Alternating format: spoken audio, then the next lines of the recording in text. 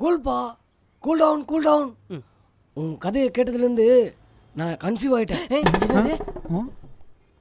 தலை எத்தனை மாதம்? உன்னோட 2 மாதம் கூட. தலை அது கன்வின்ஸ் தலை. கன்வின்ஸ் ஆகிட்டேன்.